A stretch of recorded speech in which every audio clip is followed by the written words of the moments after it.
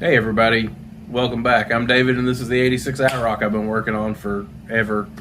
It's weeks and weeks and weeks now, several months. I bought this car, been off the road for 15 years. We drug it home, we've put a fuel system in it, we've done all the brakes are new, most of the suspension is new. We've serviced every part of the car almost. She still needs work. If you watched last week's video, I took this car out with the new wheels. By the way, love my new wheels. To have my brother align it, and the car ran like garbage, was overheating a little bit. So anyways, I got it back home, and I determined, I'm almost positive the mass airflow sensor was bad. So my mass airflow sensor is coming in today. Today is Tuesday, the day I dropped the last video. And but my mail doesn't run till late, so we won't know until tomorrow whether or not that fixes this car. But I have hope. I believe it will. So we're going to continue in the path I did last week, which was pretend it's fine and keep on working. So last week we left off. I was changing the window regulator on the driver's side, and it kind of been hacked up. So we're going to jump in right there. By the way, right now as I'm talking, I just checked YouTube. I have 189 subscribers. 2 weeks ago, I celebrated 100. Wow. Just wow. So thanks for subscribing, guys. All of you. Even the people that were subscribed when I had like 4. Golly. Y'all are some ride or dies. I'm telling you, just with a guy, and I appreciate it. So I'm going to get to work. And y'all watch, and let's see if we can't get this thing wrapped up this week. So when you watch this video, I've only got a few days left, and it's like, oh, we're gonna clean the car up more and make it look better and junk like that. Also, next week, or the week you're watching this is gonna drop Tuesday. Friday, I'm gonna drop a video, either Friday or Saturday. So make sure you've got you're subscribed and you got your post notifications on. And then from there on out, the entire next week after that is Power Tour. So hopefully I'll be posting every day or every other day for Power Tour. And then after the Power Tour, I start my journey across the country down Route 66. So you don't want to miss any of that. This is going to be an adventure one way or another, I am telling you. So yeah, I hope we make it. Let's get to work. After taking a good long look at the holes that were drilled yesterday for the regulator, I changed my mind about how I was going to mount it. Originally, from stock, they're pop rivets. This guy drilled the holes out pretty darn large, which causes issues. It's really tough to put a nut on the backside of the regulator and hold it while you run a bolt in, but that will work. That's how he had done it, but very poorly. But what we're going to do is weld a nut on the back side of the regulator, so we just zip the nut bolts in from the front with a washer or two, and we should be good to go. I'm going to weld those nuts on right quick, and I'll see if I can wrestle this into the space and kind of see if it works or not, and I'll show you how it goes. I got it all put back together. I've tested the window. The window does work. However, when you push the button up is what makes it go down. And it's actually kind of slow. But, yeah, whatever. I don't even care about that right now. We'll work with that later. I'm pretty sure when the car's running, it'll do better. This battery is pretty low in this car right now. But it is working. That's a major improvement. It's actually working really smoothly. If you're curious what size bolts I ended up using, those are 5/16 by half is what's in there, and all of them but one have a lock washer and a fender washer. So if you got to fix yours, that's what worked for me. And good luck with yours. But anyways, I'm going to put the door panel and stuff back together and clean all this up. Actually, I'm going to take the tint off next. We have an appointment. My brother called in a favor, maybe. I don't know. But I have an appointment not this week, but next Thursday to have these windows tinted. So that'll be just in time to have the windows tinted so we can roll them down for the tour. So, yeah, there we go. Let me get it back after it. All right, so the tint that's on this car is kind of a purple. What I'm using to get the tint off with is just like a window scraper thing with a razor blade on the end. As long as you got a sharp razor blade and you know, be careful with it, it won't scratch the glass. So let me see here. I was trying to get it where to show you what I'm doing and still do it. Here we go. You just catch it right under the edge and it'll just roll right off of there. Just like that. And just repeat that process. And then I asked the guys at the tint shop what they recommended to take the remaining glue off with, and they said ammonia. And I was afraid to use ammonia just based on the new tint wouldn't be okay, but they said once it's dry it was fine. So I'm gonna go ahead and scrape this down and get it cleaned off, and we'll see if we can get the door panel back on this thing or move to the next side. So this is from the outside, but I think you can see it better. The tint came off really well, but some of the glue's left, no big deal. And I found out, because for whatever reason I wasn't thinking when I started this, if you scrape up, down, it does really well because of the curvature of the glass. When you go side to side, it barely touches it and it doesn't do as well. So nonetheless, I got all that done. I'm going to fill up the bottle there in the floor with some ammonia and wipe all this down. And I'll let you know how that goes. But I suspect it'll do just fine. I'm sure it's super hard to tell, but the glass is pretty darn clean. Everything pretty much came off of it. There's a few scratches on the outside. I'm going to hit this outside of this glass with a buffer right quick and just see if it'll clean any of those off. It doesn't get rid of them, but it does make the smaller ones look a little better. So I'm going to hit the outside with a buffer. Then I think I'm actually going to clean the back window. It's kind of getting late, and I'm going to have to go get my children before long. So, yeah, this is all pretty much done. I'm going to buff this. Actually, I should put the inner door panel and stuff back on. That's what I'll do. Buff this out, do the door panel, and then this is all wrapped up, and then I'll clean that back glass if I have time today. That's really hard to tell, but you can kind of see my reflection in there. Yeah, it looks a lot better. I actually buffed around the windshield a little bit too, just while I had it right here. It really cleaned up nice. But anyways, yeah, super clean. I feel good with that. I'm sure he will clean it and do even better than I have. But now I'm going to put the door panel back. Got her all back together. Last night the mass airflow sensor came in. I'm going to go ahead and just install that right quick, and I'll see if this thing starts up and runs any better. Hopefully it does. We're going to back it outside anyways to do the passenger side window because I can't open that door in here. So anyways, I'm going to get the mass airflow in and get this thing outside and see what we can do about that window. There's another test drive in my very near future, I do believe. So I don't know if y'all can tell, but this thing was nasty in there. And there's a little bit of corrosion down around the bottom.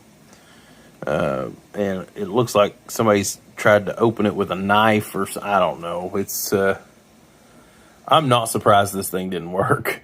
I just didn't look at it at all before, so I'm going to try to get the other one in. Here it is. It looks very, very similar. Of course, it's not a Bosch unit, but for the money, whatever, it'll work.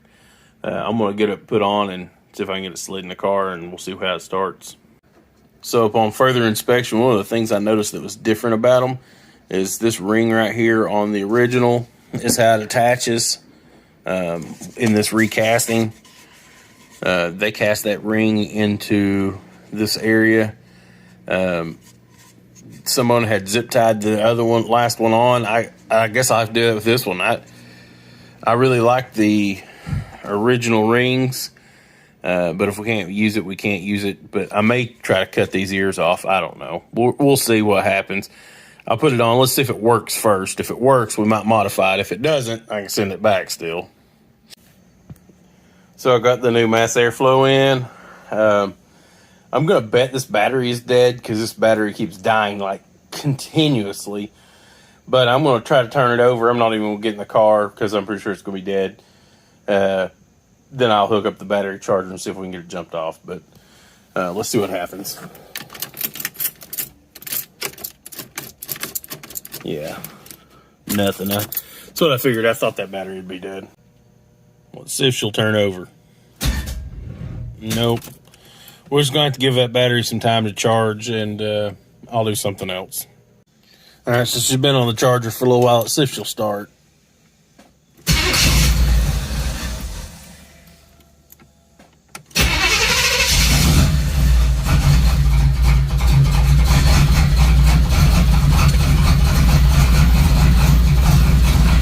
She's idling. It's actually idling at a more proper RPM, about 1500. It's been idling quite a bit higher than that in the past. So let me unhook that battery charger and see if I can get it outside. I'm gonna let it run a minute or two out there. I pulled her outside. I think I'm gonna try to get it to the end of the street and back, just see how it does. Take y'all with me.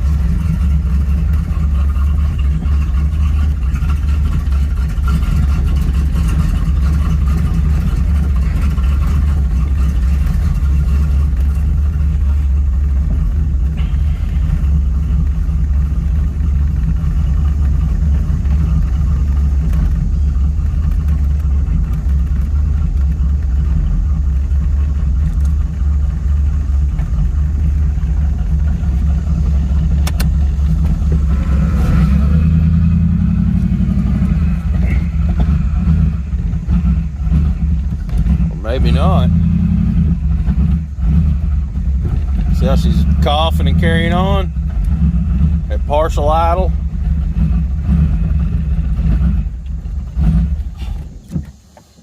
Let's see if we can get her back in the driveway.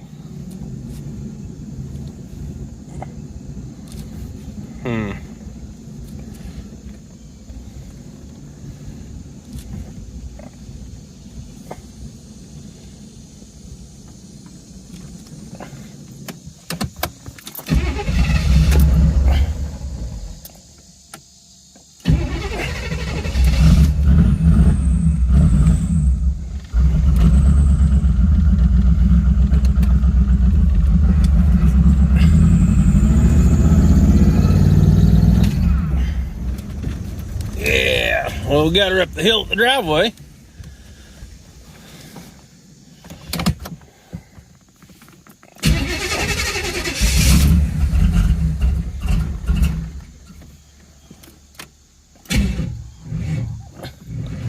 Poor old battery.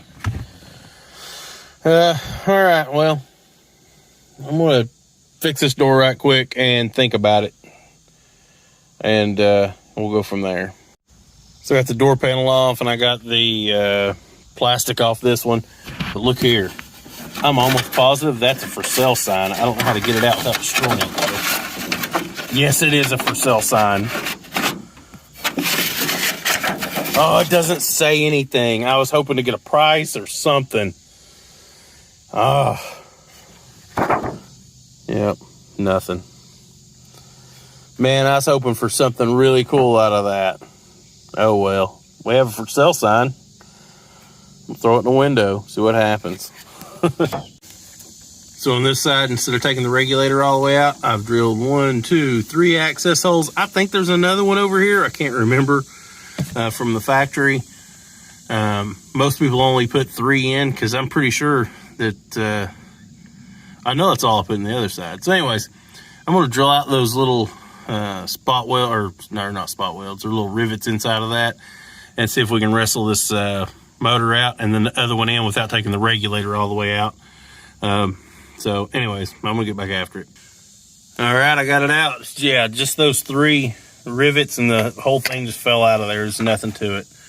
There's plenty of room. I'm gonna go ahead and slip the next one in and get the bolt started and tightened up on it, and we'll test it. This is the quickest way I know to change a regulator in one of these, and you're not hurting anything by drilling those 3 little holes in that door. So, you know, if you had some pristine car that was 10,000 miles or whatever, yeah, sure. But, you know, we're building a driver here. We're building something to enjoy. So, yeah, I don't mind this at all. So the hardest part about all of this is getting these little screws back through those little holes. And what I found was the easiest for me was to actually tape them to the end of the screwdriver. I just put them on the end like that and just tape them right on. But anyways, it doesn't take a lot of tape to hold them on there, and that way you can feed them through and they don't fall. So yeah, I'm gonna stick this one in and then tighten them up and I'll be done. So I got all that tightened up or whatever. Let's test it out and see. Reach in here. Well, look at that. It goes up. Actually, really quick. There we go. That's what I'm talking about. So, yeah, everything works. I'm going to go ahead and strip this window tint off as well, and we'll move from there. All right, I got all the door panel back together and clean, or cleaner. I took all the tint off, got all that cleaned up with the ammonia. By the way, if you're going to do the ammonia, make sure you do it outside. That stuff is extremely strong. Clean and polish the outside of this window as well. So this thing's good to go. I'm going to try to get the car back inside. It's almost noon and it's starting to get hot out here. And I'll try to figure out what's up with the car not running good from that point. I think I'm going to look at the ignition system. I'm also going to pull the codes. Somebody mentioned that to me. I'd forgot. Man, I just kind of feel dumb. I didn't have an OBD1 reader. I forgot that you could actually jump these and get the code out by counting the flashes. It's just been 20 years since I've had one of these cars. For that matter, for anything that even had an OBD1 system. So, anyways, I'm going to try to get back inside and we'll go from there. I read the codes and I wrote them down on this tape because it's what I got. It's 22, 33, 36, and 43. I think that's the knock sensor. That was the mass airflow sensor. I think that one had to do with vacuum, which we may have vacuum leaks. We'll test that too. And this one was the throttle position sensor. But the throttle position sensor is new. I just replaced the mass airflow sensor. So I think possibly the knock sensor, because if the knock sensor is bad, it will retard the timing and make a car run like garbage. I don't even know if it's hooked up. So I'm going to go check that first and we'll see what happens. So I went to O'Reilly's because they had a knock sensor and a pigtail for it in stock. There's a knock sensor. I bought a pigtail. The plastic on these get really brittle. I don't know if this one's broke yet, but it's a good chance we will break it, and I don't want to have to make an extra trip to go get it. So I just went and brought it. Bought it while I was there. It was like $12 or whatever. So I'm going to try to get this in there, and we'll see how she runs after that. Well, I got that bad boy out of there. I don't have a hard time believing that that's a 36-year-old part, or 35-year-old part, or whatever. So you can see the new one. It's way down there. It's in. I'm going to open up the garage door and see if we can get this car to start. All right, let's see how she does.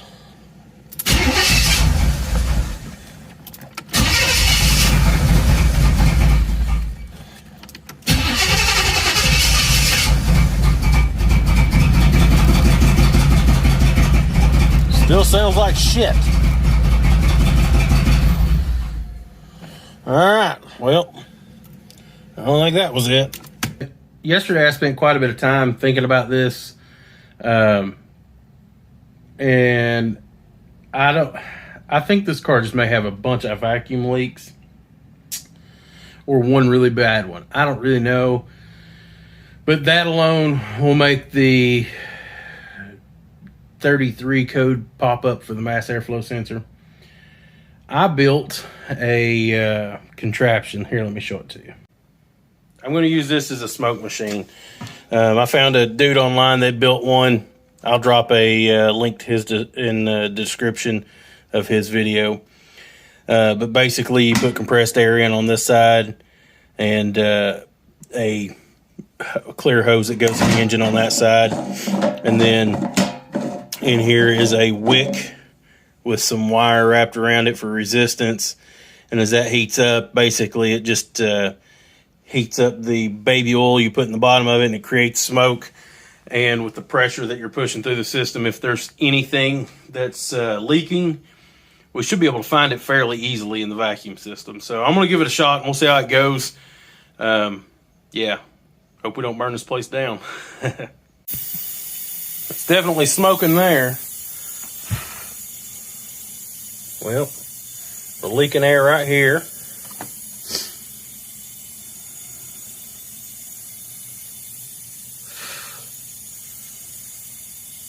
Something back there is leaking.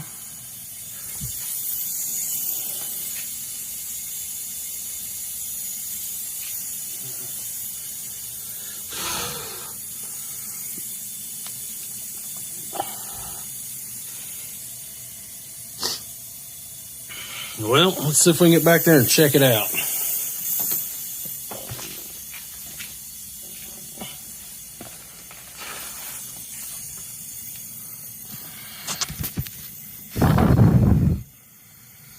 Well, I think it's, I think what was leaking was the hose I have hooked up.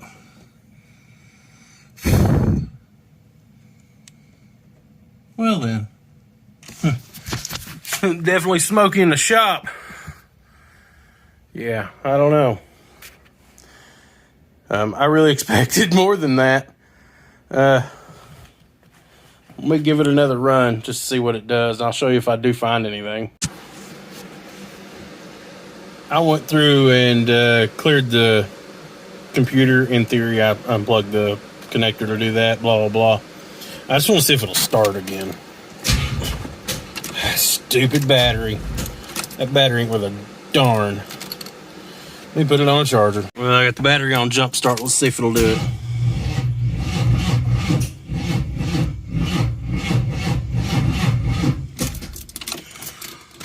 Let's let it build up a little bit. So I finally found in the Hayes repair manual where the trouble codes were located. These are different from what I found online. Similar, but different.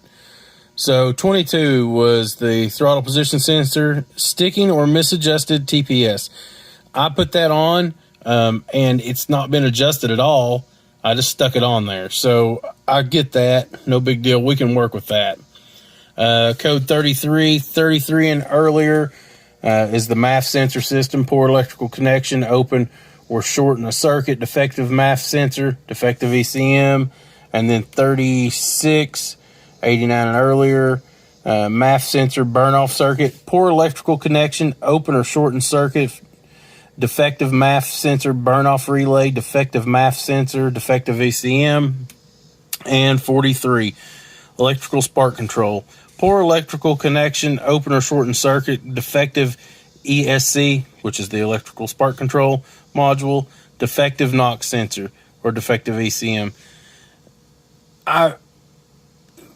I really think we put the NOx sensor on it. I have a feeling the electrical spark controller may be bad. I've cleared those codes, and we're going to let this battery charge just a minute. We'll try it again. We may put one of those on it next and see if that takes care of it. And then also try to get us a... I actually have an extra relay here for that. So I may put that burn-off valve relay on it and see if that helps it too. But anyways, here in a sec, we're going to try to start it and just see if it'll even start again. Let's give it a try.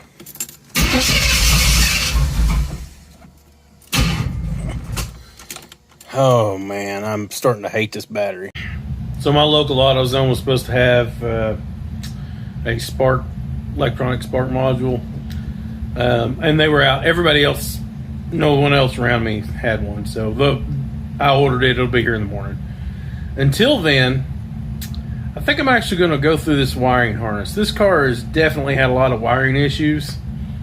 I have fixed a ton of them, but I've really not taken the harness kind of apart and really looked at it. I think I'm going to do that, and I'm going to test a few things.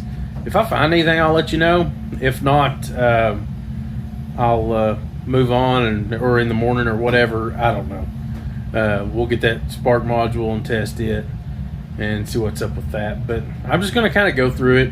I mean, it could be missing grounds. It could be missing so much stuff. I just don't know. So anyways, I'm going to go through it, just see if I see anything. After several hours of work, I pretty much have the wire loom fixed and put back in. The only thing I actually found was those grounds. That's the only thing I found that was, well, I did find the pressure switch for the oil pressure that didn't look like it had been hooked up. I may have even knocked it off. It was, when I put it back on, it didn't go on very well, or it doesn't hold very well. But anyways, the electronic spark controller came in this morning. I went and picked it up. While I was there, I also picked up a side bolt battery terminal. So I changed the battery cable over to a dual terminal style, and it actually has a larger lead that goes up to the alternator.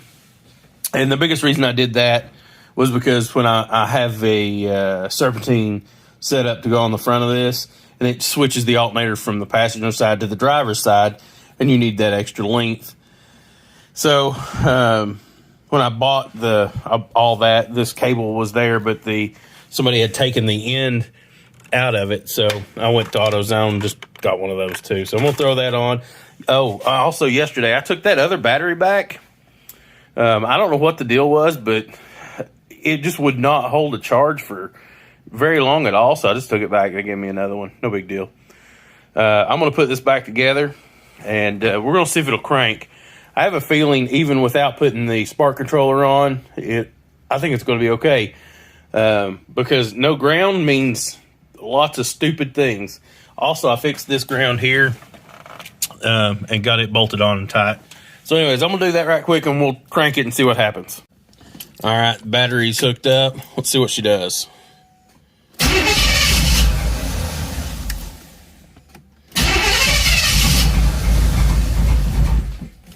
That's exactly what she was doing before, so.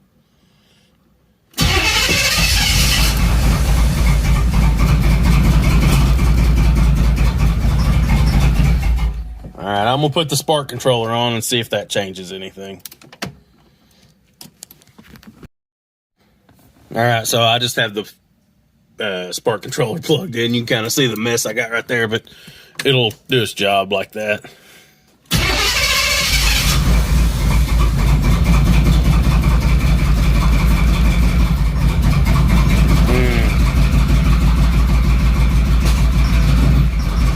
Man, this thing sounds like it's terribly out of time. Man, that's awful. All right, we're going to have to do some other stuff. I don't know what it is yet, but let me think about it. Try to find top dead center. I've got some really fancy jumper wires here to turn this thing over. And I'm just going to put my finger in here on the cylinder and wait till we're up on the compression stroke. I'm going to retime this thing. We're going to check. I'm going to pull every plug. I pulled this plug, and it most definitely was fouled. Right there. Look at that.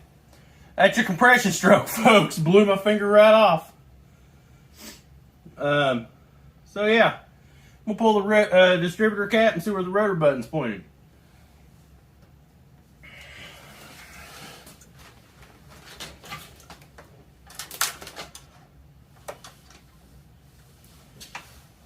I'm gonna double check it though. I can't believe that it was just on the top dead on TDC. Such a random thing.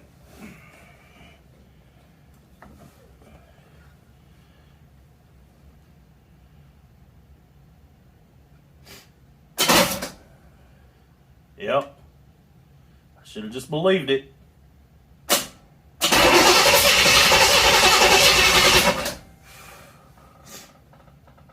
fused together. It's hard to do with one hand.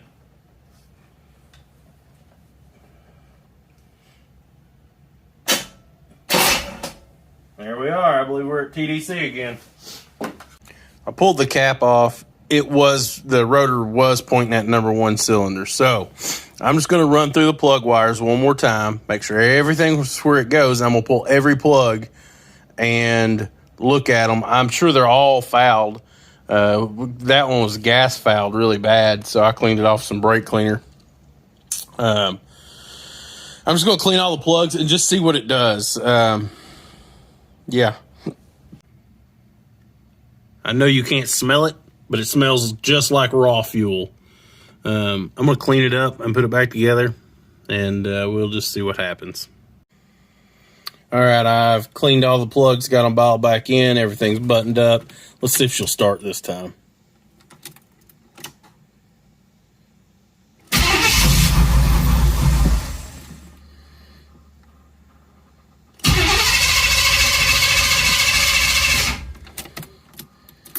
I didn't hear the fuel pump run that time. Let's give it just a minute.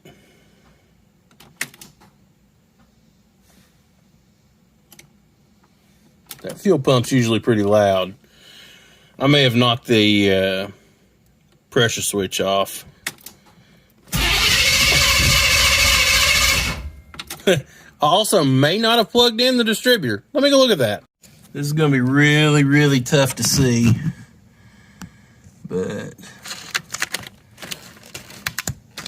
right there's the pressure switch. And it's not plugged in. So I got to get that plugged in, and we'll see what happens. Let's see if the fuel pump kicks on. I didn't hear it. Oh, I know what's wrong. I feel so stupid. So to clear the codes on these cars, you just unplug this power wire to the ECM. Yeah, I'd done that to clear the codes. I hadn't plugged it back in. Let's plug it in and see how it does. All right, we have it plugged in now. Let's see if we have a fuel pump. Why, yes, we do.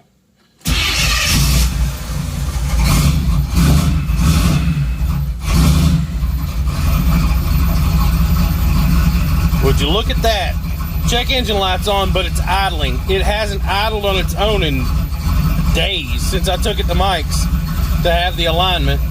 I'm gonna open up the garage door and let this thing idle for a few minutes. Okay, here was round 1, 22, 33, 36, 43. Round 2 is 22, 33, 45. Also, to note, on the way to my brother's, the cooling fans would not kick on. I had to hot wire them when I got there to make them work. Now they're kicking on again. I bet you that has to do with that ground. That ground had to be just floating around down there. Sometimes it'd work, sometimes it wouldn't, but I feel good about that. So I'm going to look these up. We know what the first two are, or we've been dealing with the first two, but we'll see what 45 is. All right, 22 is the throttle position sensor. I'm going to adjust that next. And then 33 was the map sensor. I actually put the old map sensor back on it. I may switch that over, or actually it's mass airflow for this car. But anyways, I may put the new one back on it and just see what it does. And then 45 was it's running rich. We knew that. So if we can, let's see if we can get this straightened out. I'm going to adjust that throttle position sensor first, and then we'll go from there. I've got her sitting outside in gear. It seems only prudent we try to make it to the end of the street and back, since the last time was such a failure.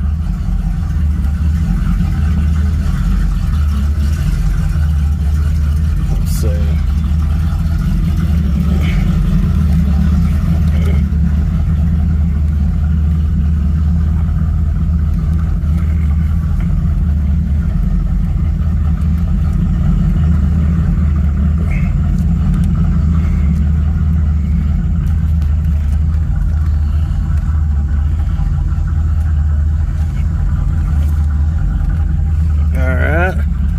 Pull her and drive and see if she'll move up this hill or not. Yes. Oh. And then she started coughing again.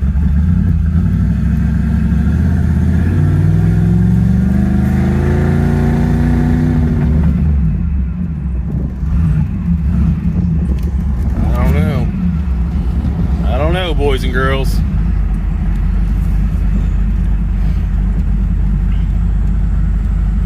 It came to life, but it has definitely had a flat spot. So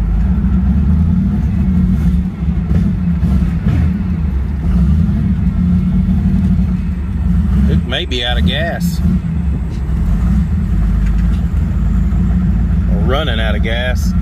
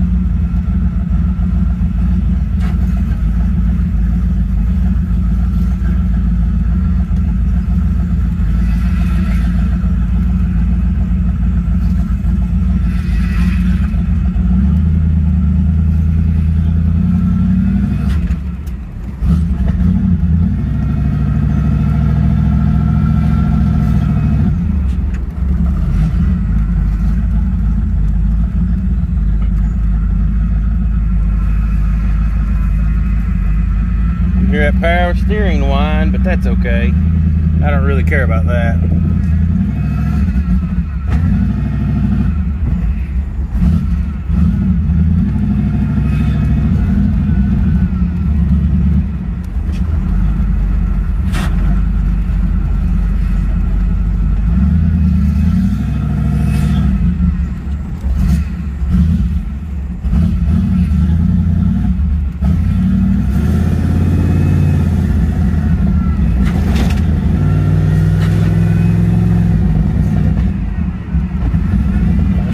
Something.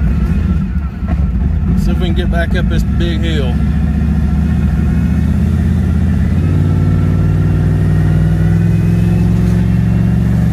Oh, we gotta get her running better.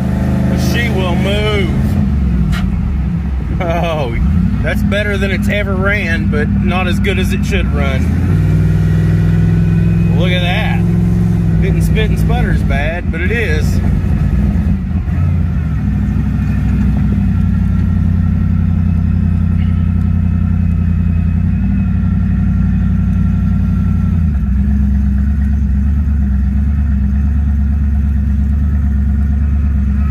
Back in the yard here, or in the driveway.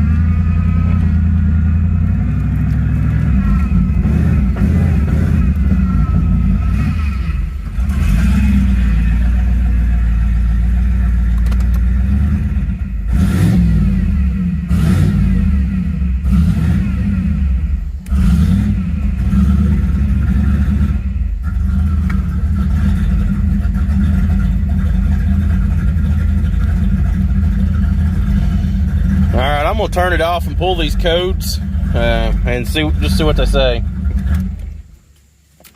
Let's just see if it'll start right back up.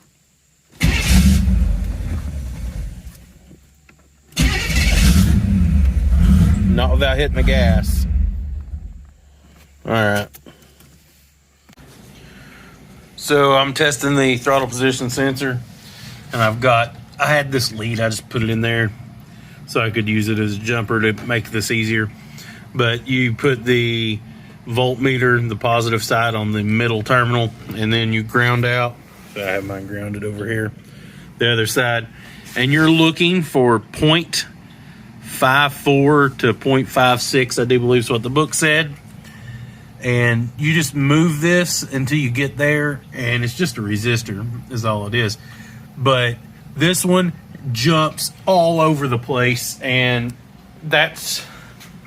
you can't get it to 0.54. It will not go there on the car.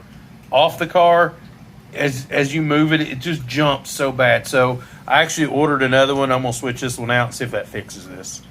All right, I got the new one in. And I've got it set to 0.547, which is great. I'm going to plug this in and see if this car will start and idle. All right, so this is like the 9,000th try, it seems like, but let's give it a shot.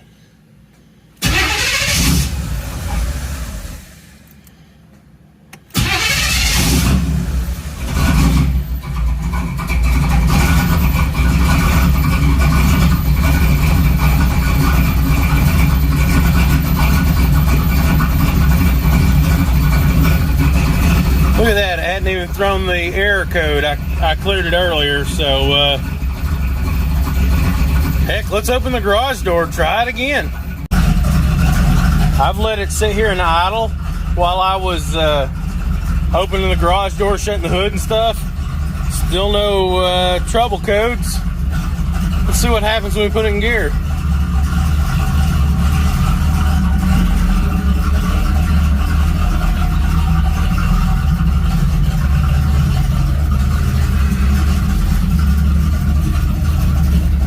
Oh my.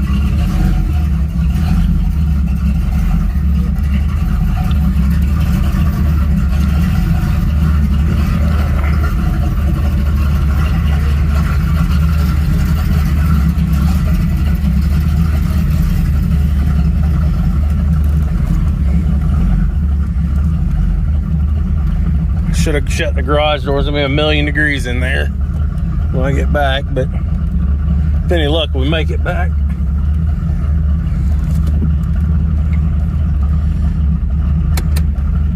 All right. Would you look at that? Oh, yeah, that's much better.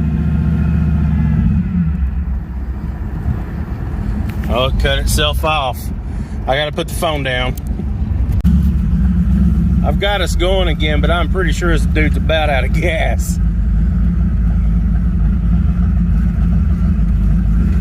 But it doesn't have that flat spot anymore. We don't have any check engine light issues.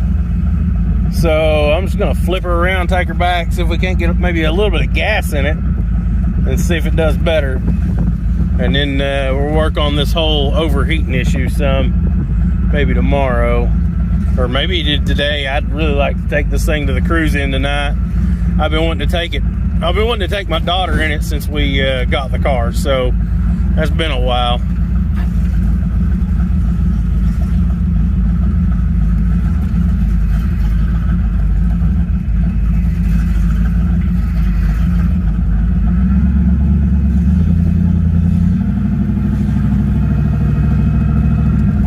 Check engine light just came on.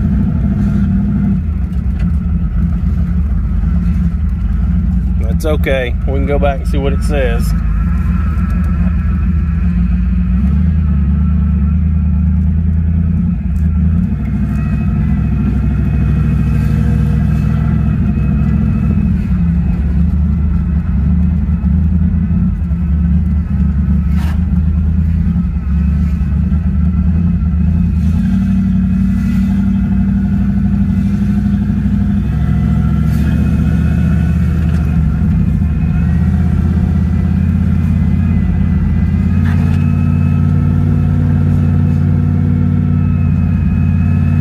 Oh yeah, it's much better.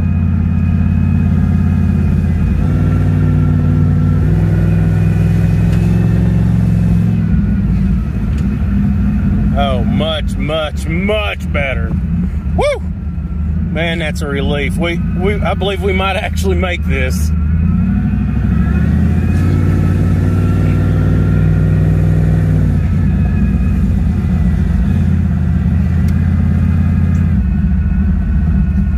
She's still got issues, but man, that's a big one hurdle covered right there.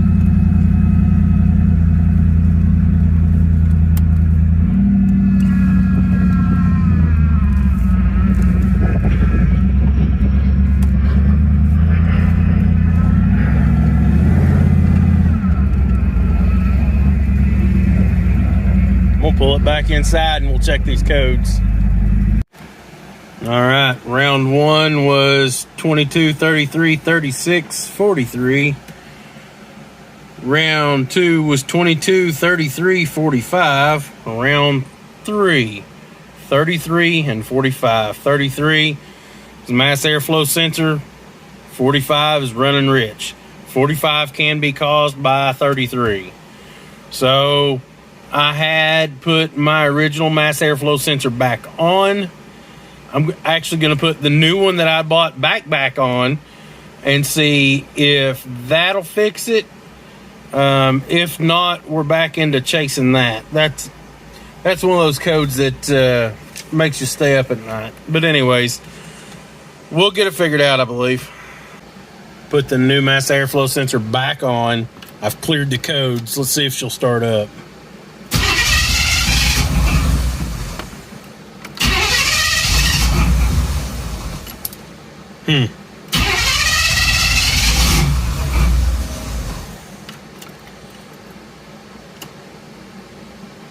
I'm gonna put some gas in it. See if it's just out of gas. It very well could be out of gas. There was almost an entire quart of fuel in that gas can I've got. I'm gonna run to the gas station, which is not exactly close to where I'm at. So we run out, get 5 gallons of gas, put 5 gallons of fuel in this thing, and see what she does. Put about 5 gallons in her. Let's see if that helps any.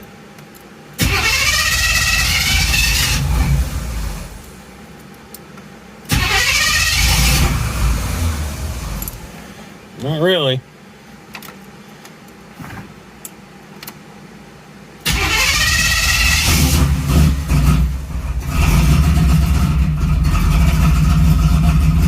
We do have fuel now, though.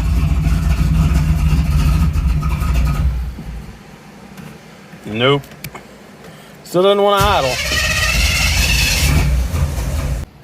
All right, so I've put about an hour of thought slash work into this.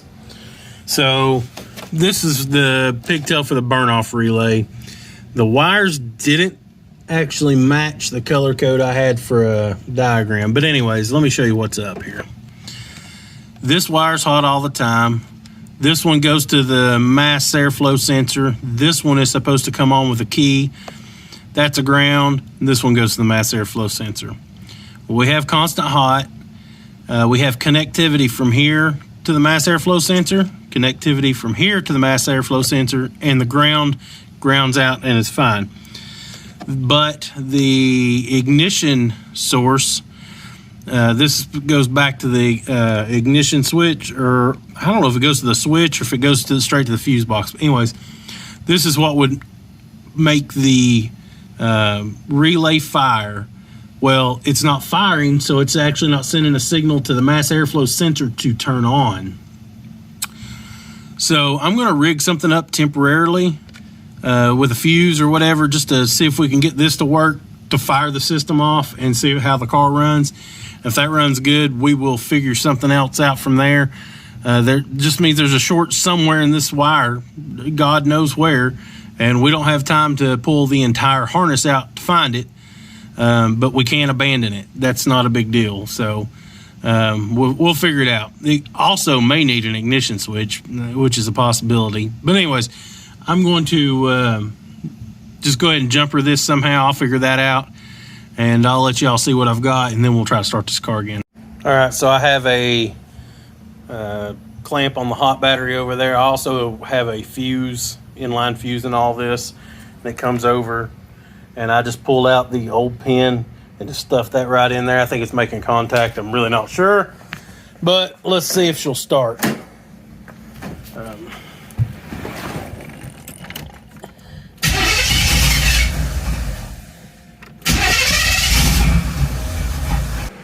So a minute ago, I don't think that relay was actually on. When I started messing with it, it started clicking, which indicated to me that it wasn't actually open. So well, let's try it again and just see what happens.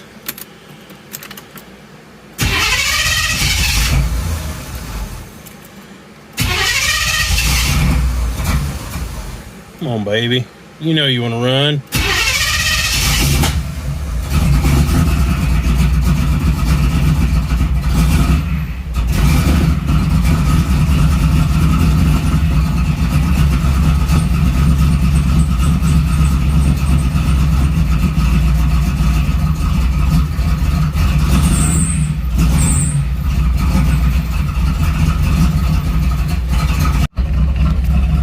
What do y'all say we try it again? I've got it backed outside.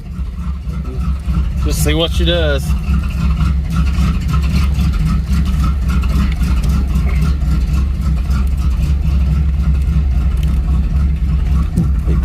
Tilt this wheel down a little. There we go.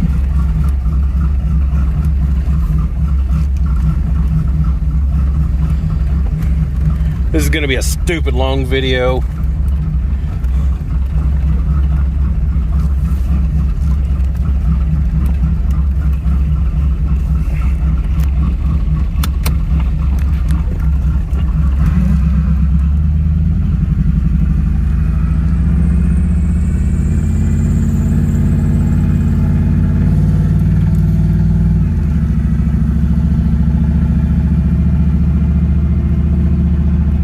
That's as good as it's done yet.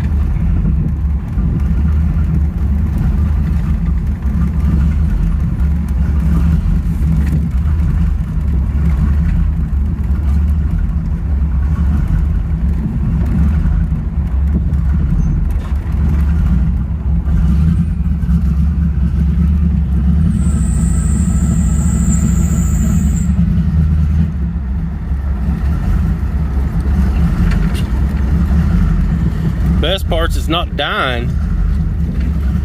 Usually when it idles that low, it just goes straight to death.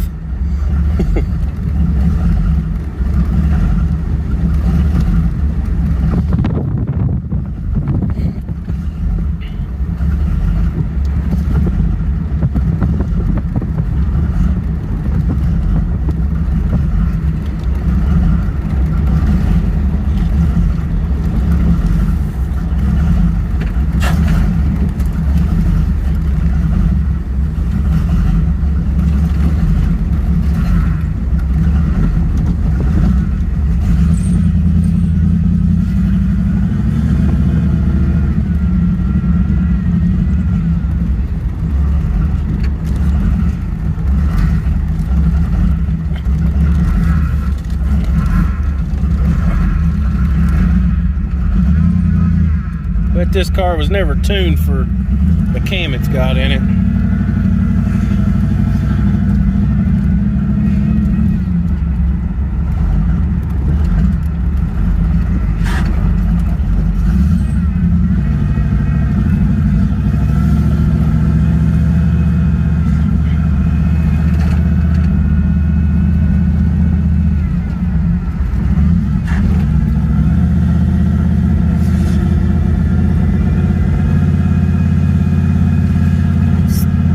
Miss it just a little bit, but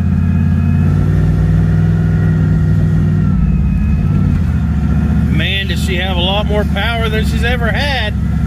Look at us coming up this hill. Got no idea how fast.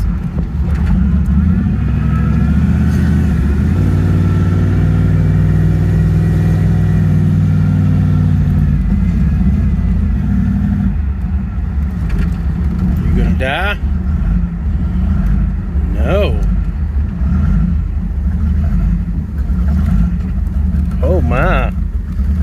We may be onto something, folks.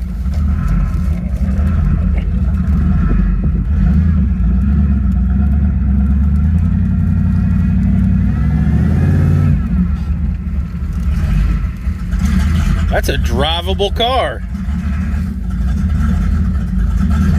Look at that. I mean, it's still bouncing up and down with the idle. It's kind of erratic or whatever, but I'm pretty sure this thing's got a different cam in it, so who knows?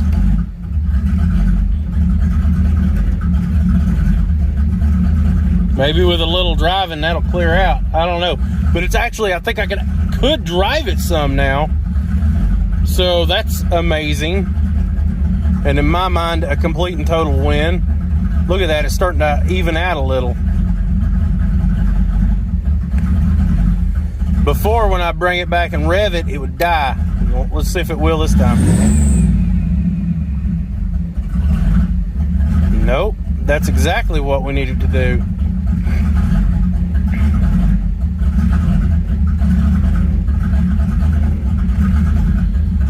Anybody else curious what the check engine code is? Maybe we're down to just one.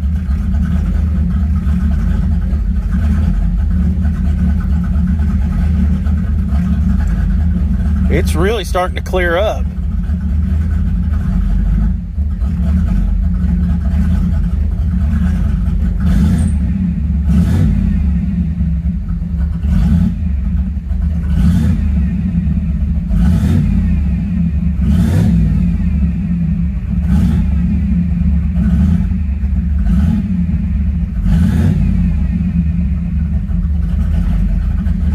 The fact it doesn't just die immediately is amazing to me, because that's what it's been doing. I'm gonna pull it inside, turn it off, and see if we can get it to start again.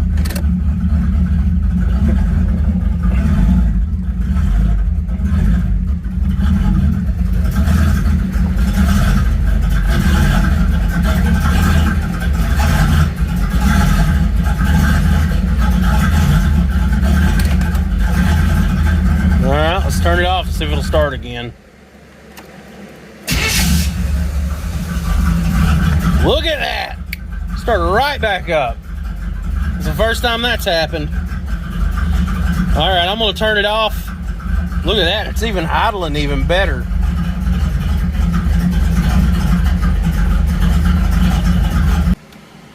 Round 4, one code.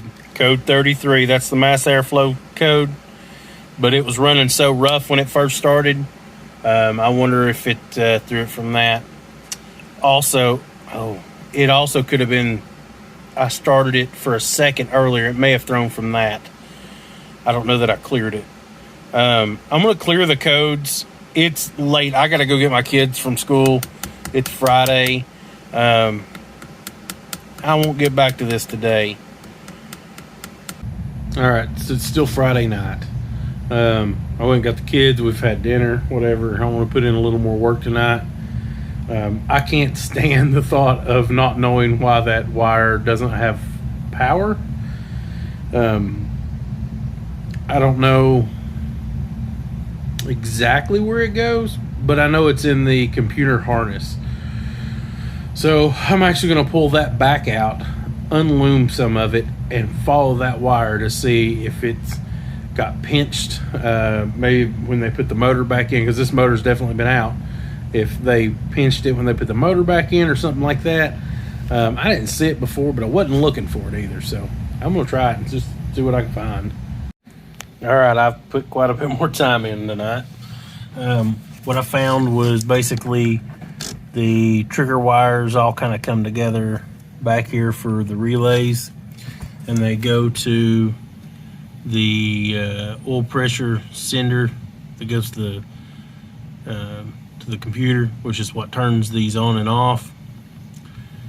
This thing was giving me a fight when it was back there before. The terminals inside of it were real loose. I don't think it's just getting a good connection, which was not sending the signal to that relay to kick it on. So what I'm going to do for now is go to bed so I can get some rest. Tomorrow, I'm going to tape all of this back up and get all of it loomed back in. But before I do that, I think I'm going to try to fix these tabs to where they'll have more friction on them, because they're just a friction fit. But anyways, get that taken care of. I think that'll fix this, and then we won't be fighting this anymore. And then that relay, I can just solder it back together, be done with it, and blah blah blah, and we should be fine. It was running much better once I kicked that relay on, and it actually ran the whatever this thing is. I can't even think what it is anymore. A mass airflow sensor. I'm getting tired, folks. So yeah, I think we'll be okay. I will work on that first thing in the morning and get that wrapped up. Hopefully it'll take me an hour or so to finish up and get it back together, and we'll see how it does. If it does okay, we'll leave it. If not, I feel confident now in running a secondary wire. Before, I was concerned that this wire might have been broke somewhere, and I didn't want to have a short and it affect other relays and things like that. So, but everything tested out good once I jumpered the oil switch, so I think it'll be fine. Anyways, I'm going to bed. I had everything loomed back in this morning, and I have this kind of twisted together, which is good enough for what I'm trying to do. I'm going to try to fire this car up again and just back it out the edge of the door since everybody's here, and let it idle, and I'm going to check that and see if we got voltage or whatever.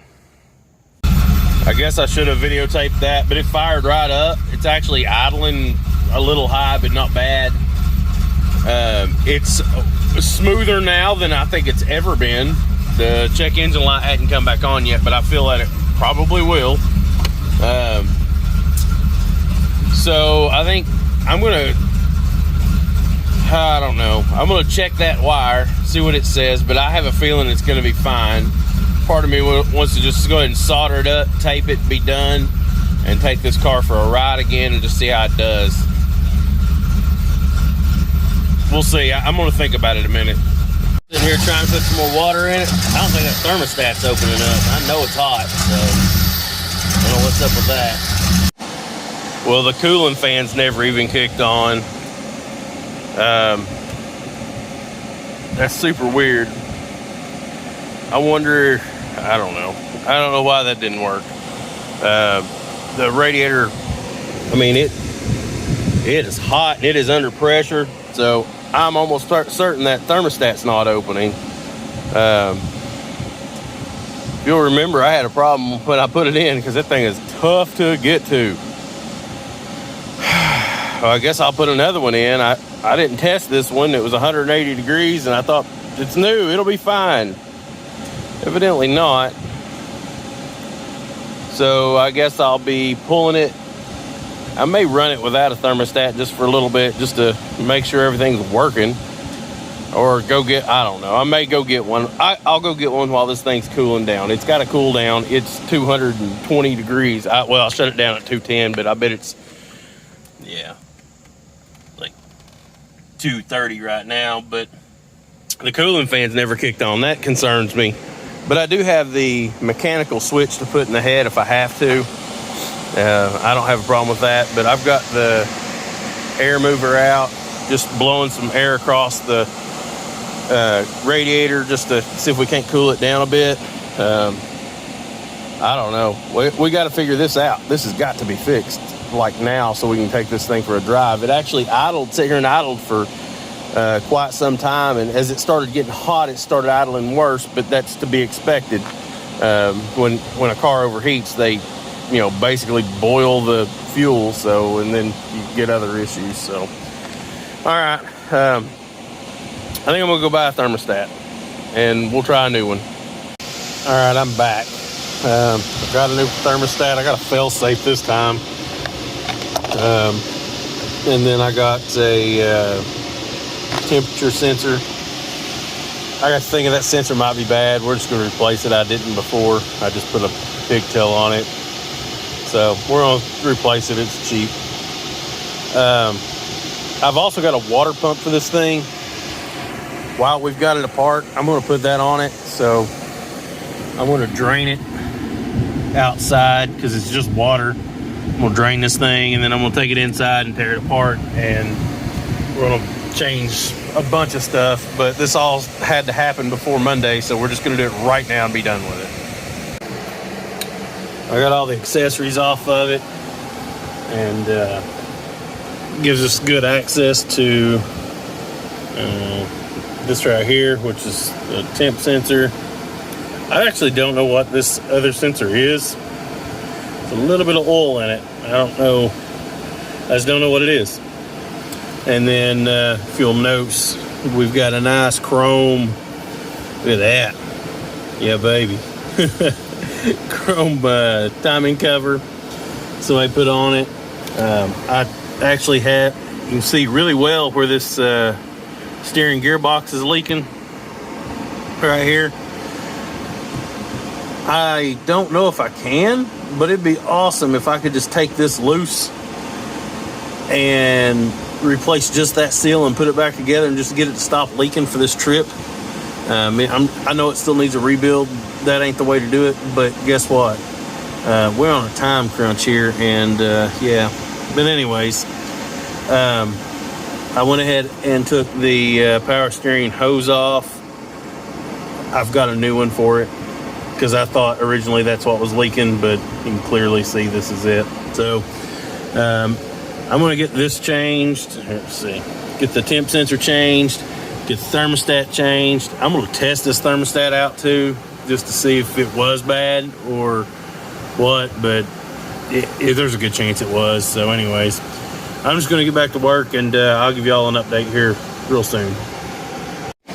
Well, I got it out, and it is stuck, but it is stuck open, so that wasn't causing us any issues. I have to think that water pump might have been just completely toast. I don't know, but definitely wasn't flowing any fluid whatsoever. Golly, I hope there's nothing stopped up in the heads or something like that. So I don't know. We're just keep on moving. We'll see what happens. This might be hard to see, but yep, that's a block off plate. I'm almost positive of it. They I'm at a loss for words. I just don't know. I can't comprehend the level of stupidity that goes into putting in a block off plate for your thermostat housing runner. Anyways, it looks like I'm gonna have to take this damn intake off, which means I gotta pull the distributor. Let's get back to work. I ain't got time to talk about it.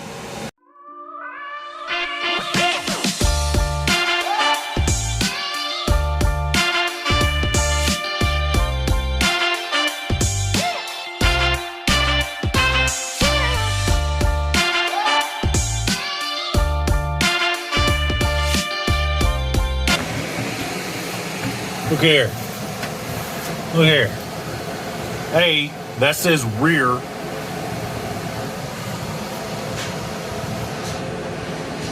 I'm sure that one says rear. Yep, sure enough. But the back was open. Oh my goodness. Why? Why would you do that? Look at that. Look at that.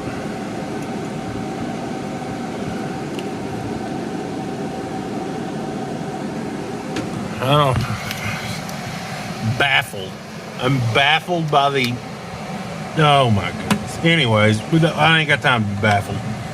I got to go get an intake gasket kit and get all this cleaned up. It's the first time looking inside the engine though, and it's used, but it ain't used up. It actually doesn't look terrible in here,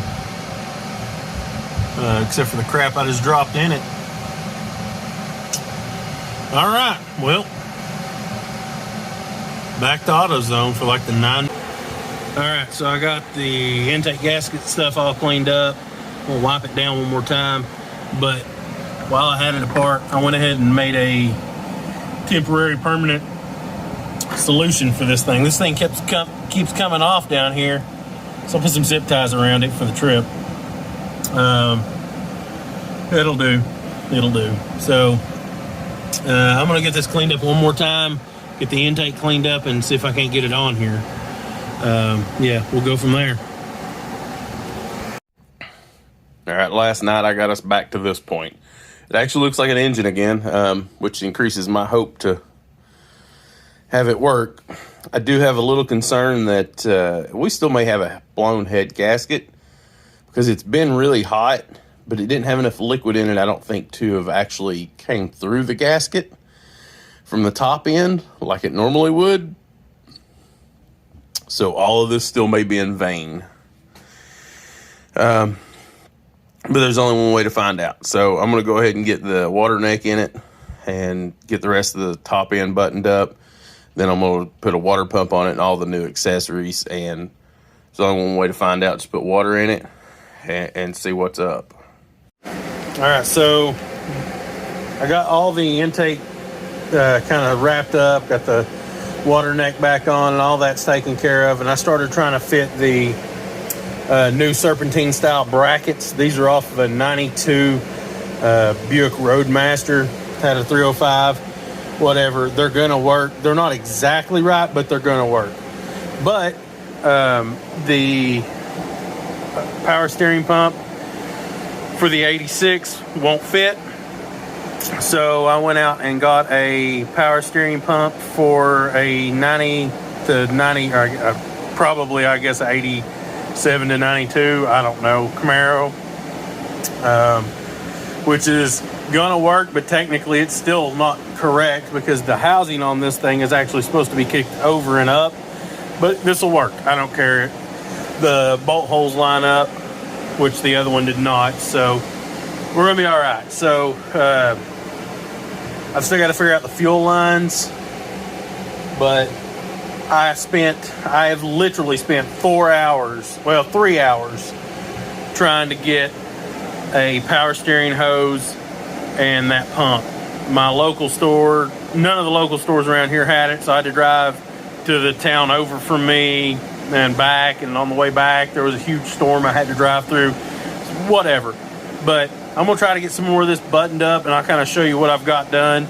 I did get the water pump put in. I even put paint on that yesterday just to keep it from rusting. Yeah. None of the rest of this crap has paint on it, but the water pump does. All right, so I'd forgotten this. It's been a long time, like 20-something years since I've dealt with this. But the lines for the earlier model tune port setup will not fit with the later model brackets. I will probably order a set from Hawks. I believe they have them. But that don't get us this week. I need this car to run tomorrow and like be dependable tomorrow because I got to deliver it Tuesday. They're going to charge the AC system. That's my schedule for that. So I went ahead and bent these lines. They are kinked in places. They're not terribly, but they are. They're ugly, ugly, ugly. I do not care. They will do the job. I'll see if we're going to get some better lines in here. But it's coming together. As you can see, now we got 3 of the things, and we only have a water pump to hook up and an air conditioning compressor to put in on the other side. So when you switch over to the newer model, you'll end up with the newer model style plug as well, which the weather pack, which I actually love these. Whenever I was rewiring everything, I actually unloomed the alternator from the other side and put it in its own loom and brought it to this side. We're going to shorten it because it's, long enough to reach the other side, and I'm going to take care of that. See, it's super long, but we'll cut that back and I'll solder it in. So this is a good connection. One of these has a brown with white line, and one's just brown. I have to see which is which. I can look that up though. So I'm going to go actually have some dinner because it's like 8 o'clock. And maybe I get more done tonight. I don't know. Good morning. Last night I did not come back down. I was pretty tired. I had dinner and talked to my wife a little while and went to bed.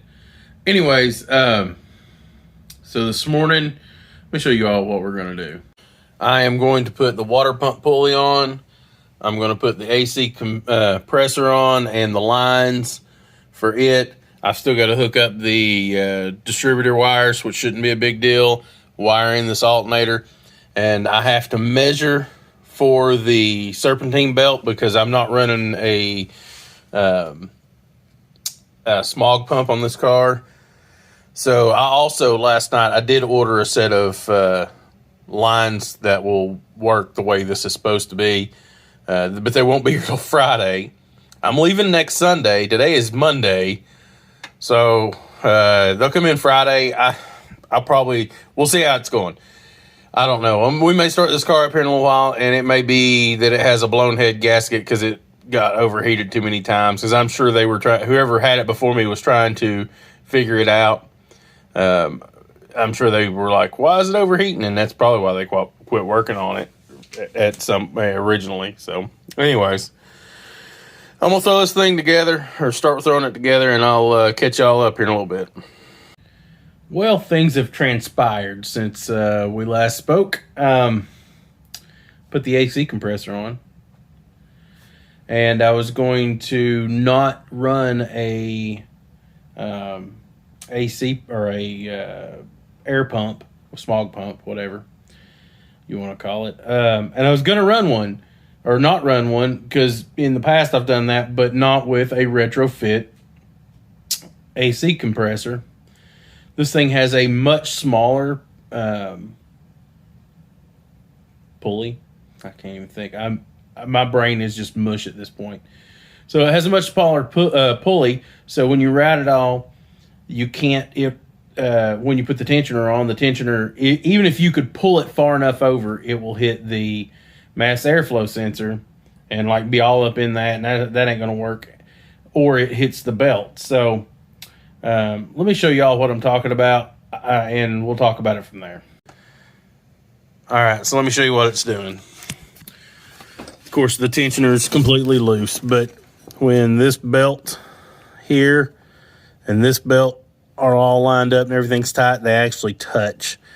And they can't touch because obvious reasons. And if you pull the tensioner over far enough to where these don't touch anymore, the tensioner touches the mass airflow sensor. So that's a no-go. Yeah.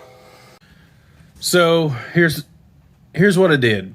I ordered a delete bracket, or at least I hope it's a delete bracket. I just found a part number online on thirdgen.org. They say it's a delete bracket. That's what we're going to trust it is. But it won't be until tomorrow. I didn't even ask them how much it was or anything. I just got to have it. So it'll be in tomorrow, but I won't be here tomorrow. I have twins, and they have cerebral palsy, and they've got a doctor's appointment in Nashville tomorrow. I got to go take them there. It's a no-brainer. I have to do it. So that's a 3.5 hour one-way trip for me. And then, so chances are I won't even be able to pick that pulley up tomorrow. It'd be Wednesday before I picked it up and then put it on. I was supposed to drop this thing off tonight so they could charge the AC tomorrow. And we've still not heard it run since we know why it's overheating debacle. So here's my solution. It's probably a dumb one, but we're going to try it anyways. I'm going to go to the junkyard. And we're going to try to find a smog pump. I've never actually bought a smog pump ever in my life. And I'm going to say that people around my area haven't either. So even finding a car that has a smog pump on it from this era, probably going to be tough. The car I got these brackets off of is long gone. I almost bought that stupid smog pump. I looked at it and thought, yeah, I don't need that. But it was there, and it turned, and it was perfect. I almost bought it. Whatever. So we might try that. I'm also going to see if I can just find a smog pump that's local someplace. I doubt it, but if I can find one at an AutoZone or something, I'll just go buy it. I don't care. It's not even about the money anymore. I've got to hear this car run and drive. I just have to. We are quickly running out of time. The folks that I was going to ride up with were going to leave Sunday, I think Sunday midday or so. And they've switched that to Saturday midday. So I lost an entire day if I go with them. So that really puts me under the gun here. And then, Thursday we're supposed to have the windows tinted. And they're working me in, which means I have to just drop the car off, which is a whole day again without the car.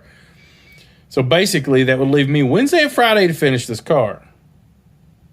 Yeah, that ain't much time. There's still a lot to do. So I'm going to make a list. I don't know. We'll see. I'll let y'all know in a few minutes what we're going to do. Found a Caprice. It's got the air pump on it, the bracket. It turns. Makes a little racket. I ain't going to lie, but I don't care. That'll be good enough to get us going. I'm also going to get this bracket because I broke this ear on mine. So I'm just going to go and grab this one while I'm here. It's good and hot. Anyways, we did really well. I got everything on the list and a bracket. I didn't think in a million years we would find an AC pump or a bracket. But yeah, we found both. What a score. You don't believe in God? I do. I'm praising him because he's always on my side.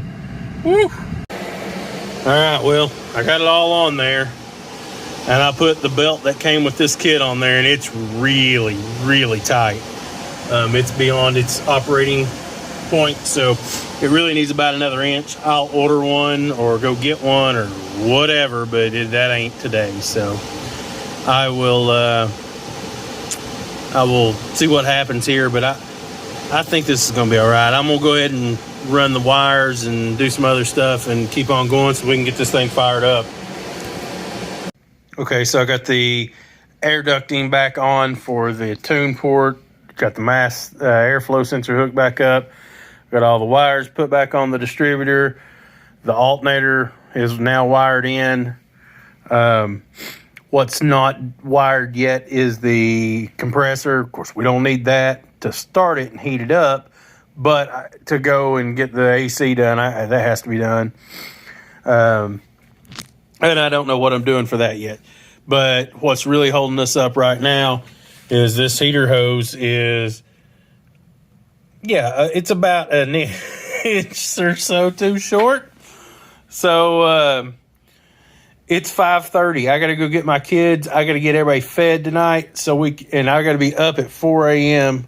tomorrow to take them to Nashville to the doctor. So we are not going to get our AC appointment tomorrow. I might be able to talk him into doing it Saturday. We'll see. But tomorrow's a wash.